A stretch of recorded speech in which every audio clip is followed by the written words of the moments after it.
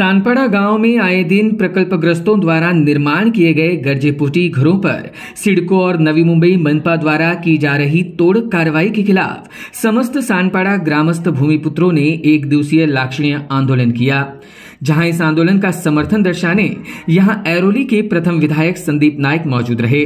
साथ ही मौजूद थे स्थानीय पूर्व नगर सेवक सोमनाथ वास्कर और तमाम ग्रामस्थ। संदीप नाइक और सोमनाथ वास्कर ने सिडको और नवी मुंबई मनपा द्वारा जारी इस तोड़क कार्रवाई को अन्यायकारक बताते हुए कहा कि जब तक शासन निर्णय का इम्प्लीमेंटेशन होता नहीं तब तक गावठाणों में जारी तोड़क कार्रवाई पर रोक लगाई जाए। गावामध्ये झालेली अन्यायकारक कारवाई आणि त्याच्या विरोधात एक दिवसीय लाक्षणीय एक आंदोलन उभं केलंय।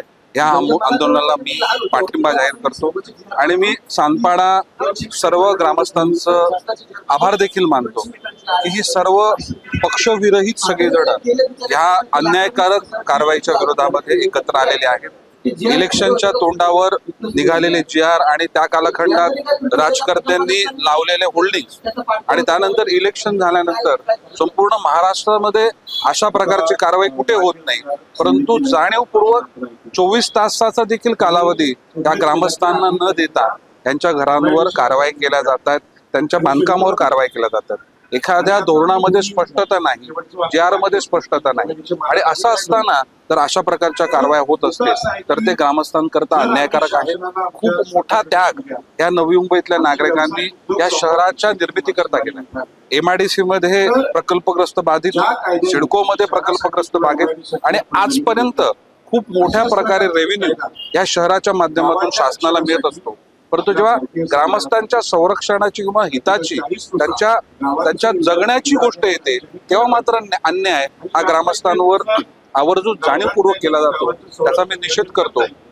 आज हे आंदोलन फक्त सानपाडा पुरता मर्यादित न ठेवता दिघ्यापासून बेलापूर मधील सर्व गावं आज एकत्र येऊन या होणाऱ्या अन्यायाविरुद्ध सगळेजण उभे राहतील आणि खूप मोठं लोकशाहीच्या मार्गानं एक व्यापक आंदोलन या अन्यायकारक कारवाईच्या विरोधात हे उभं केलं जाईल आणि त्यामध्ये पूर्णपणे सहभाग आणि पाठिंबा माझा वैयक्तिक त्या आंदोलनात असणार। मला जेव्हा माहिती पडलं की 24 तासाचा कालावधी देऊन ही अन्यायकारक कारवाई केली जाते त्यावेळेस मुख्यमंत्री आणि दोन्ही उपमुख्यमंत्री तशाच प्रकारे वनमंत्र्यांना देखील मी पत्र दिलेलं आहे, परंतु जो आलेला GR याची अंमलबजावणी आपण करा।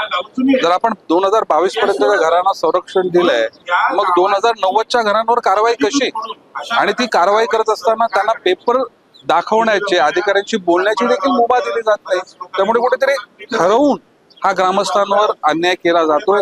फक्त ही म्हणजे ठरवली गेलेली अधिकृत घरांवरची कारवाई आहे असं या ठिकाणी मी म्हणेन, परंतु अनेक विषय आहेत। आज सानपाडा ग्रामस्थांनी अनेक विषय घेतलेले आहेत। या सानपाडा गावातील जो अनेक वर्षापासून असलेला तलाव, त्या तलावाचा देखील असलेला भूखंड हा देखील सिडको विकते। मग तुम्ही ग्रामस्थांचा या कोणत्या बाबतीत विचारच करणार नाही का? तर कुठेतरी यांची या सर्व गोष्टीची जाणीव करून देणं हे अत्यंत गरजेचं आहे। त्यामुळे येणाऱ्या कालखंडामध्ये हे अन्यायकारक होणाऱ्या कारवाईच्या विरोधातलं आंदोलन हे अजून लोकशाहीच्या मार्गाने तीव्र केलं जाईल आणि आमचा सक्रिय सहभाग या आंदोलनामध्ये असेल। सिडको प्रशासनाच्या माध्यमातून जी आम्हा प्रकल्पग्रस्त जे नवीन प्रकल्पग्रस्त जे अन्याय तोडक कारवाई होत आहे त्याच्या निषेधार्थ हे खऱ्या अर्थाने एक लाक्षणिक उपोषण आहे। हे आमचं सानपाडा ग्रामस्थांचं या ठिकाणी आंदोलन ही नवी मुंबईला दिशा देणारं आंदोलन असेल। सगळे आंदोलन आम्ही सिडकोला नेतो, परंतु आम्ही या ठिकाणी गावकीची एक बैठक झाली। आमचे सर्व ग्रामस्थ त्या ठिकाणी सर्व पक्ष एक दिलाने त्या ठिकाणी उपस्थित होते। त्यामध्ये एक धोरण ठरलं काय आपण जर या ठिकाणी सानपाडा गावातच जर आंदोलन केलं तर निश्चित जे 95 गावांना जी झळ पोहोचते त्या 95 गावात जर असं आंदोलन उभा तर किमान 1 वर्ष तरी आंदोलन या ठिकाणी अख्ख्या नवी मुंबईत आणि या सिडको परिसरात होईल आणि खऱ्या अर्थाने सिडकोला त्याची जाग येईल। आज या ठिकाणी नवी मुंबई जेव्हा अस्तित्वात आली तेव्हापासून असलेलं एक आमचं मयूर रेस्टॉरंट त्या ठिकाणी तोडण्यात आलं। त्याची घटपट्टी 1980 सालची आहे।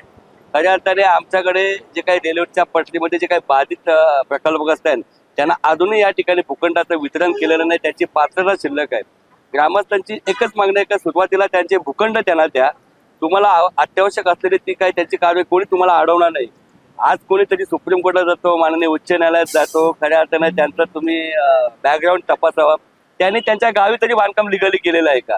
आज महाराष्ट्रातले असो किंवा भारतातले बांधकामाचे ग्रामपंचायतली गावातली जी घरं आहेत ते कोणी माणसाने सांगावं का मी लिगली बांधलेले आहेत, असं असताना फक्त नवी मुंबई प्रकल्पग्रस्तांवर ही कारवाई का होते याचा निषेध व्यक्त करण्यासाठी या ठिकाणी आजचं एक दिवसीय आंदोलन आहे. खरं तर ज्या सिडकोनी नवी मुंबईकरांच्या जीवावर या ठिकाणी मोठी झाली, खरं तर ते आम्हाला सामाजिक आणि काहीतरी सांस्कृतिक न्याय देणार होते. आज या ठिकाणी बघता आमच्या सानपाडालाच मागच्या वेळी एक भूखंडाची विक्री 5.5 कोटी रुपयाला त्या ठिकाणी विक्री झाली आणि आमच्या या सानपाडा आमच्या नवी मुंबईकरांना 5,000 रुपये एकरीने आमची जी काही जागा घेतली. खरं तर ही व्यावसायिक रूपात आलेली सिडको आज आमची कर्दनकाळ ठरलेली आहे.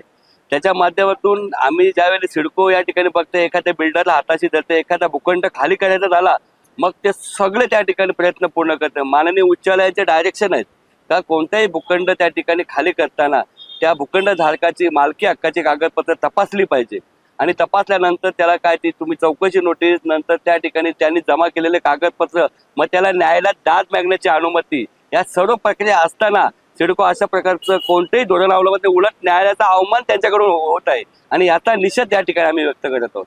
Bureau input EW network.